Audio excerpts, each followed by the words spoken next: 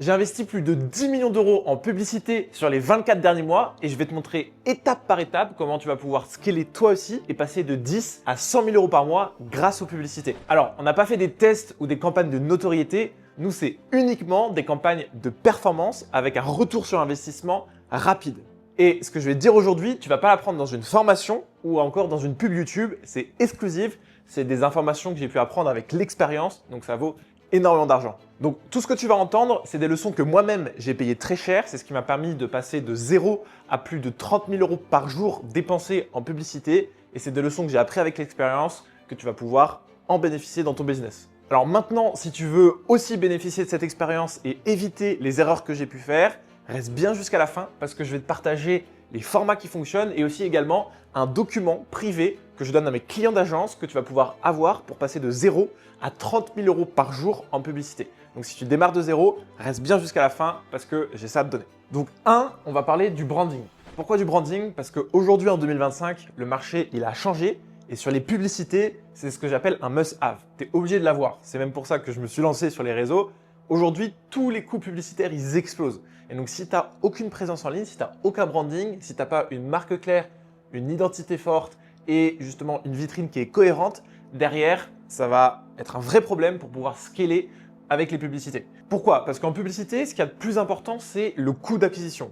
Combien tu vas payer en pub un client? Et plus tu vas avoir un branding qui est fort, plus ton coût d'acquisition va être faible et va diminuer. Je te prends l'exemple de Iman Gadzhi, je suis dans son cercle privé et il me partageait qu'il n'avait aucun lead supérieur à 3-4 dollars alors qu'il avait plus de 500 000 leads sur son dernier lancement. Ou également, on connaît tous par exemple Yomi Denzel, c'est un des plus gros infopreneurs sur le marché français et s'il fait un énorme événement, c'est qu'il a à chaque fois des coûts par lead qui sont ridicules et j'ai pu travailler avec lui et c'est extraordinaire la puissance du branding. Donc en 2025, c'est un must-have. Même si tu as peu d'audience, ça va te permettre de créer de la confiance, de créer de l'authenticité et ça va enlever le scepticisme qu'aujourd'hui on retrouve sur le marché en 2025. Et d'ailleurs, il n'y a pas longtemps, j'ai aidé mon pote Quentin et Edouard sur leur dernier challenge. Je leur ai donné juste quelques conseils et ils ont cartonné parce qu'ils connaissent très bien les publicités et ils ont une toute petite audience. Donc, il n'y a pas besoin d'avoir une grosse audience.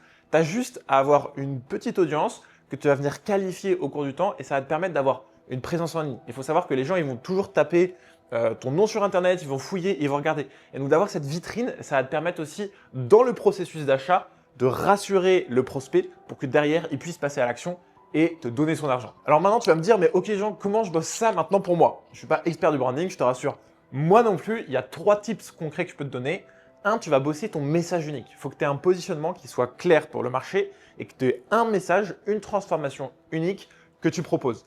Deuxièmement, sois cohérent. Ok, j'en vois plein, c'est le bordel entre tous leurs réseaux sociaux et une cohérence entre ce que tu dis et ce que tu fais. Et dernier point, humanise ton contenu. On est en 2025, ce qui marche, c'est l'authenticité, c'est le réel. Donc, sois franc, sois honnête, les gens ils vont s'accrocher à toi. Je te rappelle qu'ils achètent ton produit pour bien sûr ton offre, ils achètent ton produit pour la transformation que ça va avoir, mais aussi ils achètent ton produit pour toi parce qu'ils ont de l'affection avec toi. Donc, crée ce lien dans tes contenus. D'ailleurs, j'ai fait une masterclass sur l'offre irrésistible. Tu as juste à cliquer autour de ma tête et tu pourras la voir juste après. Étape numéro 2, est-ce que la vraie rentabilité, elle se joue dans le back-end?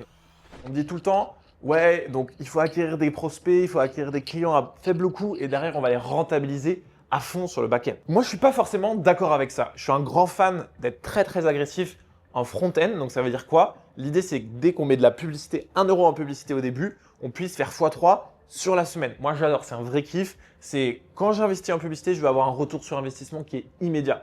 Et donc, je vais créer des systèmes et des événements, que ce soit avec des webinaires ou des challenges de 2, 3 à 5 jours, qui me permettent d'avoir un retour sur investissement immédiatement sur le front-end. Parce que si je dois attendre de ce qu'on appelle upsell, donc faire des ventes complémentaires de produits plus chers dans 5, 6, 10 mois, je vais avoir des problèmes de trésorerie et ça va être horrible, c'est trop chiant. Il n'y a rien de plus énervant. Tu investis en publicité, tu vas avoir un retour sur investissement qui est immédiat. Ok? Donc, c'est hyper important que tu connaisses bien sûr ta LTV. Donc, ta LTV, c'est ta valeur nette sur le long terme par client, combien chaque client va te rapporter, mais et un système bien optimisé, surtout aujourd'hui en 2025, qui te permette d'avoir le plus de retour sur investissement immédiatement en publicité. Et pour ça, tu dois avoir un système qui est chirurgicalement parfait, que ce soit de la publicité jusqu'à la page d'inscription, jusqu'à l'événement, jusqu'à l'appel et surtout ton offre. Donc tous les rouages doivent être parfaits. Tu dois avoir une vraie cohérence entre ce que tu dis dans tes ads et ensuite ton message lors de ton tunnel. Donc je te dirais, oui, ça peut être complémentaire. Nous, on a des masterminds, on a des offres à plus de 30 000 euros. Mais encore une fois, ça commence toujours par quelque chose qui fonctionne sur le front-end. Par exemple, Mohamed, un de mes clients, on a fait plus de 16 000 élèves et c'était toujours la même chose. Chaque semaine, tous les dimanches soirs, on mettait X milliers d'euros en publicité et on ressortait plusieurs dizaines de milliers d'euros. Et c'est comme ça que ça a marché et qu'on a pu scaler aussi vite parce qu'on avait un retour sur investissement direct et instantané dans la semaine, ce qui nous permettait d'avoir beaucoup plus de trésorerie à la fin et de réinvestir massivement en publicité. Et donc l'idée, c'est d'aller vite. L'idée, c'est de gagner du temps, de compresser des décennies dans des jours. Et donc quand tu vas pouvoir avoir ce retour sur investissement qui est immédiat, tu vas pouvoir être extrêmement agressif. Et c'est ce qu'on a développé sur les 5-10 dernières années, c'est avoir ces retours sur investissement en publicité dès le début. Donc maintenant, quelques conseils actionnables par rapport aux deux. Donc le coût d'acquisition. On en a parlé tout à l'heure. C'est ce qu'il y a de plus important. C'est la métrique à connaître, surtout si tu fais de la publicité. Tout le monde parle de coût par lead, de CPL, cher, pas cher, etc.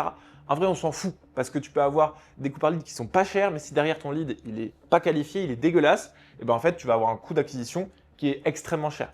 Donc, fais en sorte de contrôler déjà, ça c'est la métrique la plus importante dans le business. 2, il faut que tu identifies vraiment précisément tes trous d'air dans toute ta séquence, dans un événement, dans un webinaire, dans un 5-day challenge. Tu dois connaître tes data, donc tes données par cœur. C'est comme ça que tu vas pouvoir devenir un tueur et maximiser ton retour sur investissement en front-end. Moi, je connais par cœur toutes les datas sur tous mes clients dans toutes les niches.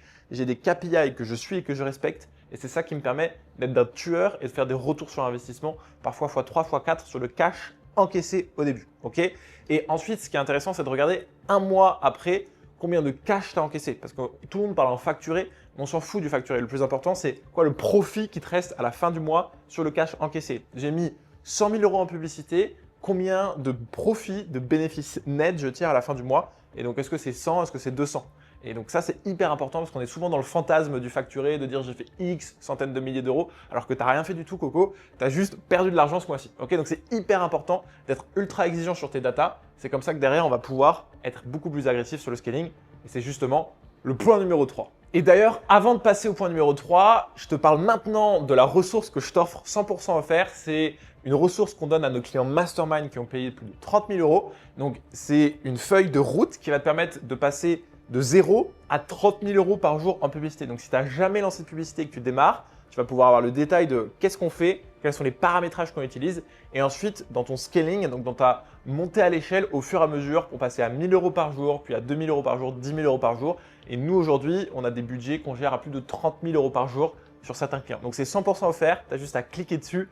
Encore une fois, c'est énormément de valeur, je te laisse en profiter. Alors, étape 3, on va parler de scaling et bien sûr d'argent. C'est la partie qui t'intéresse le plus. Et la première chose que je veux te donner, c'est qu'aujourd'hui, on est dans une ère où le plus important en publicité, ça va être ta créative. Donc, ça va être ta publicité en elle-même. Et ton fond va être bien plus important que la forme. Et donc, quand tu commences, quand tu démarres ou même quand tu veux scaler, le plus important, ça va de faire de la quantité et de la qualité quand tu fais des publicités. Par exemple, nous, sur notre dernier lancement, on a fait plus de 150 pubs. Après, on a dépensé 400 000 euros. Chacun n'a pas ces montants-là. Mais c'est juste pour te montrer que si tu veux dépenser plus, va falloir aussi faire plus. Et il va falloir faire mieux. Et ça, c'est hyper important de le comprendre. Donc, hyper important, ton ROS, il va vraiment dépendre de la qualité de tes publicités. Ce que tu dis, le message et bien sûr, après, le format que tu utilises. En 2025, encore une fois, j'aime bien dire le media buying, il est un peu mort. 80%, 90% du succès de ta campagne publicitaire, il va être déterminé dans ta créative. Donc, utilise toujours quelque chose qui fonctionne. Nous, tous nos publicités, elles sont faites de la même manière. C'est hook avec une accroche. Ensuite, il y a la story, l'histoire. On va parler, on va s'adresser aux prospects. Et ensuite, il y a le call to action, donc l'appel à l'action pour que les gens s'inscrivent à notre webinaire ou à notre événement. Et c'est la même chose tout le temps. Et le hook derrière, après, on va en faire énormément. On va varier les corps, etc.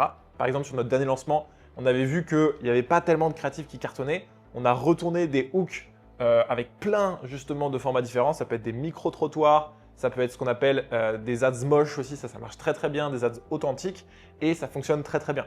Donc, pas besoin de te prendre la tête aujourd'hui sur les audiences, les paramétrages, la technicité du media buying. Je ne vais pas dire que ça sert à rien, mais pour moi, c'est 10-15% du succès de la publicité, de ta campagne publicitaire. C'est ça qui va te permettre de cartonner, c'est d'avoir une créative qui fait toute la différence. Ok? Donc commence déjà avec 3 à 5 créatifs qui sont solides. Ça peut être des vidéos ou ça peut être des visuels. Et derrière, après, tu fais de la quantité et de la qualité. Donc ça, c'est la première chose à retenir, c'est quantité plus qualité. Et d'ailleurs, petit aparté, je te donnerai 3 à 5 formats de mes dernières campagnes qui ont cartonné. Les formats, ils évoluent tout le temps et donc c'est vrai qu'il faut être à jour. Et donc, tu pourras les télécharger simplement dans la description. Et comme j'aime bien dire, tu scales pas ce que tu comprends pas. Le scaling, c'est pas une science exacte, ok? Quand tu scales, quand tu montes à l'échelle, généralement, il y a tout qui peut très vite exploser. C'est pour ça que 1, tu dois connaître précisément tes datas et 2, tu dois y aller étape par étape progressivement. Et tu dois comprendre que la fatigue publicitaire, la fatigue de tes créatives, elle va être de plus en plus grande plus tu vas scaler et plus tu vas monter à l'action. Et c'est normal, tu vas toucher de plus en plus de personnes, plus de gens vont voir tes publicités, donc tu vas devoir les renouveler de plus en plus. Et 3 derniers conseils pour le scaling, j'aime bien dire unique vs global. Il y en a beaucoup qui commencent à paniquer sur 24-48 heures parce qu'il y a par exemple des données clés qui explosent, que ce soit le CPL, que ce soit le CTR, le CPM, bref, on connaît tous ces données et on commence à paniquer, ça part dans tous les sens. Je prends toujours des décisions sur au minimum une semaine, d'accord? Je sais qu'il y a des jours, par exemple le week-end pour info, les coûts vont être plus chers de manière générale, il y a plus d'annonceurs. Et donc si tu commences à prendre des décisions émotionnelles, tu vas prendre un mur. Le media buying et surtout le scaling, c'est vraiment une approche scientifique. Ok, tu as une hypothèse, tu la testes, ça marche pas, tu prends une décision. Il faut être ultra rationnel. Si tu commences à mettre de l'émotion, tu vas vraiment partir en freestyle et ce à tous les niveaux. Je vois des clients quand ils commencent avec 20-30 euros par jour parce que c'est possible, ils commencent à paniquer s'ils n'ont pas d'inscrits à leur webinaire. Et pareil, quand on scale 10, 15, 20 000 euros par jour avec certains clients, ça commence à les challenger et donc on a tous notre niveau à nous. Encore une fois, je le redis, le media buying, c'est scientifique. Si tu n'es pas avec la tête bien faite et si tu n'es pas dans le contrôle de tes émotions, tu vas te faire manger et il ne va rien se passer. Et d'ailleurs, définition, le CTR unique, c'est ceux qui cliquent une fois sur ta publicité, alors que le CTR global, c'est ceux qui cliquent plusieurs fois. Tu vas voir que tu as ce qu'on appelle la répétition et ton coût par répétition. Et plus tu vas dépenser, il faudra surveiller ça. Il faudra t'assurer que en fait, tu ne répètes pas 35 fois la pub devant les mêmes personnes parce que sinon, ça va biaiser tes datas. Donc, c'est toujours important aussi de bien regarder qu'est-ce qui se passe de manière unique par prospect. Voilà. Encore une fois, plan d'action. Pour le plan 3, moi, ce que je vais te conseiller, c'est de regarder ce qui marche. Ça ne sert à rien de réinventer la roue sur les publicités. Regarde ce que font les plus gros, que ce soit aux États-Unis ou autres, et tu peux modéliser simplement leur script publicitaire. Aujourd'hui, tu as ChatGPT, tu lui fais écouter la publicité et tu lui dis adapte-la moi à mon offre et tu lui donnes son offre et il te sort un truc ultra solide. Donc avec l'IA et juste en copiant-collant les structures qui fonctionnent, tu peux t'assurer déjà d'avoir une rentabilité de base dans tes ads sans commencer à faire des tests dans tous les sens et à dilapider ton argent. Donc ça, c'est le premier conseil. Deuxième conseil, c'est de tester en continu. Innove constamment, fais des nouveaux formats, soit dans l'optimisation, soit pas figé et ne prends rien pour acquis. Okay, c'est justement en étant dans l'optimisation continue, tu vas pouvoir réussir à stabiliser tes performances ou à scaler. Le jour où tu t'arrêtes de t'améliorer, tu es mort. En publicité, tu vas te faire manger. Et dernier point, c'est toujours la même chose, connais par cœur ton avatar. Plus tu connaîtras la psychologie, les douleurs, les souffrances, le bonheur, les désirs de ton avatar, plus tu pourras faire des publicités qui lui parlent directement. Et aujourd'hui, les meilleures publicités en 2025, c'est justement des vidéos qui ne ressemblent pas à des publicités. Et plus tu seras naturel et tu parleras directement à ton avatar, plus ça va faire mouche et plus derrière, il va passer à l'action. Partie numéro 4, le média buyer. C'est quelque chose que j'entends toujours aujourd'hui en 2025. Tu n'as pas besoin pour commencer d'avoir un média buyer, comme je te le disais, mais quand tu vas commencer à scaler, ça va être bien de t'entourer parce que la publicité, c'est un vrai métier à part entière. Par contre, aujourd'hui, je te le disais, il faut bien savoir choisir ton média buyer. Il y a tellement de touristes sur le marché que les bons profils, les vraies pépites, c'est très très rare. Et je vais vraiment t'expliquer qu'est-ce qui fait la différence entre un bon média buyer et un média buyer qui va juste te voler ton argent. Donc déjà, la question à te poser, c'est quand tu commences à scaler, combien de temps par jour et combien ça te coûte aujourd'hui de ne pas avoir un média buyer qui optimise tes campagnes publicitaires. Et j'aime bien dire qu'un bon média buyer, c'est vraiment un chef d'orchestre. Il n'est pas juste sur les publicités, il est capable de comprendre la logique de tout ton tunnel de vente. Et ça déjà, c'est premier red flag. S'il ne comprend pas ce qui se passe après, derrière son étape, après le media buying, s'il ne comprend pas la logique, c'est un mauvais media buyer. Moi, mon media buyer, il doit avoir une compréhension globale du business, une compréhension globale du modèle économique, parce que derrière, il va prendre des décisions stratégiques toujours pour le retour sur investissement. Il a toujours tendance justement à demander les datas, à regarder combien on a fait de chiffres, à prendre des retours. Et il faut qu'il soit proactif dans sa démarche pour derrière venir faire des optimisations au début de la chaîne. Le business, c'est qu'une étape, c'est qu'un enchaînement justement de plusieurs rouages. Et en changeant un rouage, ça va forcément avoir un impact sur la chaîne au fond. Ok, donc, ce n'est pas juste en changeant quelque chose, en diminuant le CPL, en faisant plein d'optimisations. Si derrière, tu ne regardes pas les conséquences, derrière, tu ne sais pas bien piloter et tu es un mauvais chef d'orchestre. Donc, prends conscience qu'un bon média buyer, c'est une personne qui a cette capacité à être proactive, à regarder qu'est-ce qui se passe, quelles sont les données et les datas à la fin de la chaîne. Et moi, mon média buyer, toutes les semaines, on fait le point sur tous les clients avec les données cash encaissé, cash collecté, retour sur investissement, taux de présence aux événements, alors que c'est des données qui ne le concernent pas directement, mais ça lui permet justement d'améliorer sa stratégie publicitaire. Et deuxième point, aujourd'hui, comme je te le disais, le media buying pur et dur, c'est pas hyper utile. Moi, mon media buyer, il gère tout mon pôle ads. Et quand je dis pôle ads, c'est qu'il va s'occuper de gérer les copywriters, ceux qui vont écrire les publicités. Ensuite, il va s'occuper de gérer les monteurs pour faire monter les publicités. Il va s'occuper de déterminer c'est quoi les tendances du moment, les formats qui fonctionnent. Il gère tout de A à Z et moi, je lui délègue tout. Je ne sais même pas ce qui se passe, je lui fais 100% confiance, j'ai un vrai A-player en place. Et ça, c'est vraiment l'idée. Et pas juste une personne qui soit là, coincée derrière son ordi à faire 2-3 optimisations, et une personne qui soit alerte de ce qui se fait, qui regarde aux USA ce qui fonctionne, les formats qui fonctionnent, qui soit force de proposition. C'est comme ça que derrière, tu vas pouvoir tout casser parce que tu auras un vrai profil passionné qui fait plus qu'on lui demande et c'est comme ça que tu pourras avoir les meilleurs résultats. Et pour info, quand j'ai commencé avec mon média buyer, on dépensait 100-200 euros par jour et on regardait les Américains qui dépensaient 20-30 000 euros par jour. On se disait, mais c'est des grands malades, c'est impossible d'arriver à dépenser autant d'argent. Et aujourd'hui, quand je vois qu'on se chauffe pour le prochain lancement, on aimerait dépenser plus d'1 million d'euros, on se dit, on a complètement évolué et ça peut aller très très vite. Bien sûr, il y a eu 4 ans d'expérience, 4 ans de travail, mais aujourd'hui, ils gèrent des budgets à plus de 30 000 euros par jour. Et encore une fois, c'est qu'une question d'effet cumulé, de travail intensif et d'avoir les bonnes méthodes que je vous enseigne dans cette vidéo. Étape numéro 5, tu ne scales pas avec le mindset qui t'a amené jusqu'ici. C'est peut-être la leçon la plus importante. Tu ne peux pas gérer un business à 1 million d'euros par mois avec les croyances d'un entrepreneur qui fait 10 000 euros par mois. Tu dois apprendre à voir plus grand, à penser en équipe et surtout à penser en système. Moi, par exemple, un des plus gros blocages que j'ai observé chez mes clients, c'est qu'ils ont attendu d'avoir un contrôle total avant de déléguer. Sauf que le scaling, ça commence justement quand tu acceptes de lâcher. C'est le chaos. Tu dois donc investir avant d'être prêt, déléguer avant d'être débordé et surtout standardiser avant que ça soit le chaos. Donc, reframe ton mindset. Tu vas te dire, je vais perdre un peu de marge à court terme, mais non, tu construis de la scalabilité. Tu vas te dire, j'ai besoin de tout comprendre. Non, tu as juste besoin des bons KPI. Et enfin, tu vas peut-être te dire, personne ne fera mieux que moi alors que tu as juste construit un goulag et pas une entreprise. Donc encore une fois, le scaling, ça se passe ici. Je le dis tout le temps, 90% de la réussite, c'est justement du mental. Comme promis, je vais te donner aussi 2-3 bonus, c'est hyper important. On me dit tout le temps, l'ad c'est mort. Alors, rien du tout, ça fonctionne tellement bien, surtout en 2025-2026. C'est un avantage concurrentiel que tu vas avoir quand tu la maîtrises. Donc commence par Facebook Ads au début, par Meta, sur Facebook et Instagram. Et ensuite, nous, on passe toujours sur YouTube, puis Snapchat, puis TikTok, puis LinkedIn. Et on dépense sur toutes les régies publicitaires. Donc hyper important de commencer par Facebook et ensuite ouvrir, diversifier en fait sur les autres plateformes publicitaires. Je vous ai dit aussi en début de vidéo que j'allais vous donner 3 formats et je vous en parlais juste maintenant. Le premier format qui cartonne aujourd'hui en 2025, c'est les micro-trottoirs. Donc ce que vous allez faire, c'est une accroche, vous allez faire un micro-trottoir. Ça peut être justement mis en scène avec des amis ou autres. Mais je vous le redis, tout ce qui marche en organique a de grandes chances aussi de marcher en publicité. Les formats, les tendances que vous allez observer en organique, vous pouvez les reprendre et les mettre derrière en publicité. Donc faites des micro-trottoirs et ensuite enchaînez sur votre publicité. Deuxième format, c'est ce qu'on appelle les ugly ads. Ça veut dire quoi? C'est des ads qui sont moches, qui ne ressemblent en rien du tout à des ads. Vous êtes face cam, vous êtes là à vous balader dans la rue, vous vous en fichez complètement de la forme, vous allez juste être ultra précis sur le fond. Et vous allez parler précisément à votre avatar.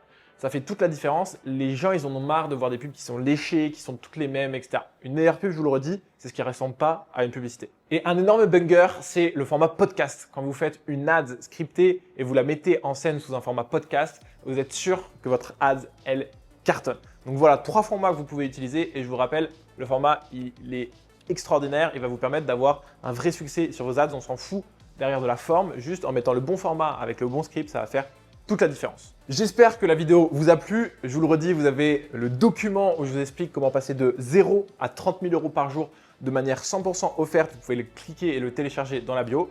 Et d'ailleurs, récemment, j'ai sorti une vidéo qui vous explique les coulisses derrière un lancement à plusieurs millions d'euros, dans lequel on a dépensé plus de 400 000 euros. Je pense qu'on est un des seuls en francophonie à avoir dépensé autant d'argent sur un marché froid et avoir fait des millions d'euros. Donc si ça vous intéresse, je vous laisse aller voir sur ma chaîne en cliquant juste ici. Et on se dit à très vite. Ciao, ciao!